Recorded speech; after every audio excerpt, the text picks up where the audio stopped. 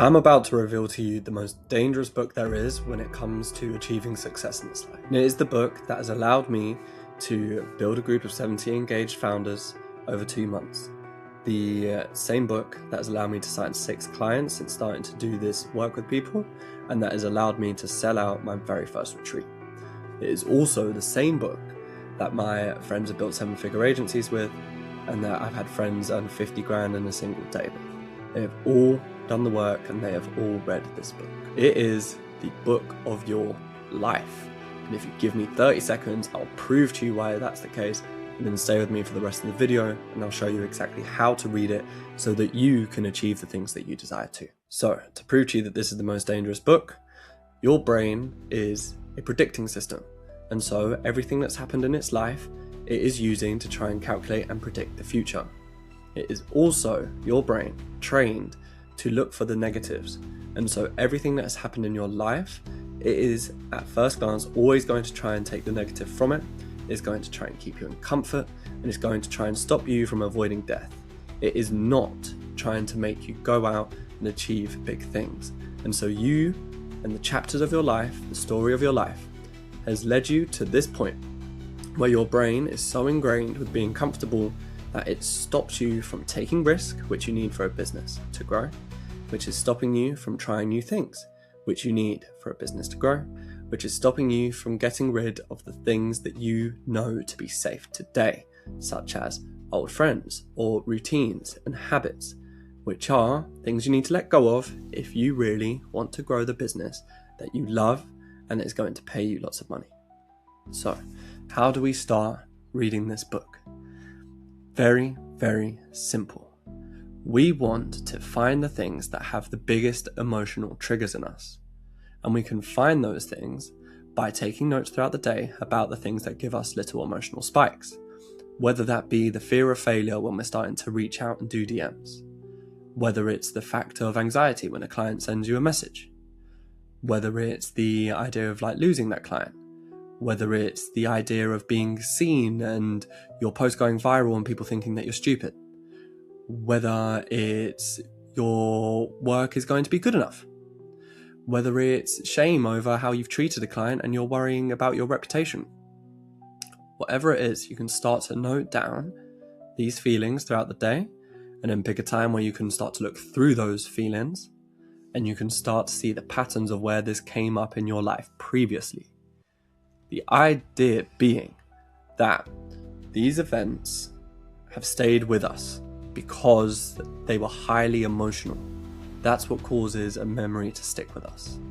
Now, our nervous system is in the 4th dimension. It doesn't exist in time in the same way that our brain does or our hands do. When you think of that scary thing that happened to you when you were 8 years old, you can feel that fear inside of your heart as if it's happening to you right now. That's what I mean by your nervous system doesn't exist in the present. It's on the 4th dimension. It's outside of time. It can experience things that happened 20 years ago as if it's happening right now. So, if we have something which, let's say that you were always called up in school by your parents or your teachers for getting tiny little things wrong. And so you want everything to be perfect. And now it's stopping you from posting content, it's stopping you from sending DMs, sending emails, it's stopping you from doing client work as quickly as you possibly can and actually massively over providing for people, which is stopping you from getting new clients in. However it shows up, this perfectionism shows up.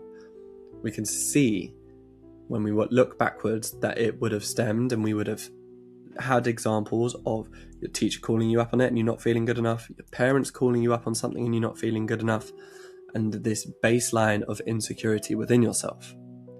Now, if we can start to see these patterns, then we can start to find the smallest examples of this thing, which might be that you didn't send a risky DM when you thought of a joke, and you just sent a normal DM instead.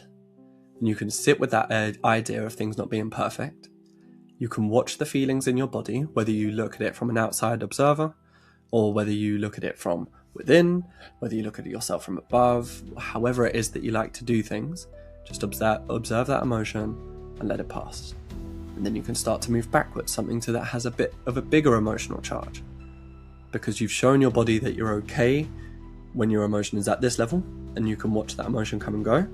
And so now you take it up a level, and you can say your teacher was the next one up. You can then think about that time with your teacher where you didn't feel good enough, and you can watch the emotions come into your body. You can observe them, you can allow them to pass through you, you can watch them.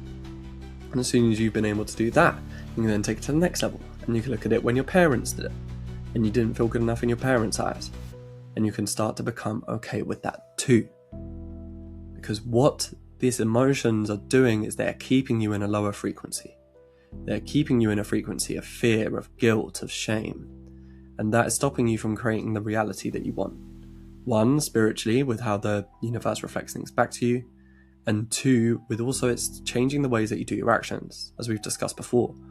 If you have any perfectionism, you're not going to just post the best piece of content possible, or you're going to delay the best piece of content possible because you've either overthought it or you want to work on it again and again and again, and actually you've missed the chance to post 10 times, which are going to have a way bigger effect than making tiny little changes to just one post. And so we can see how these old frequencies can change the way that you act, as well as what the universe is going to reflect back to you. And so if you want to have the most success possible, read the story of your life.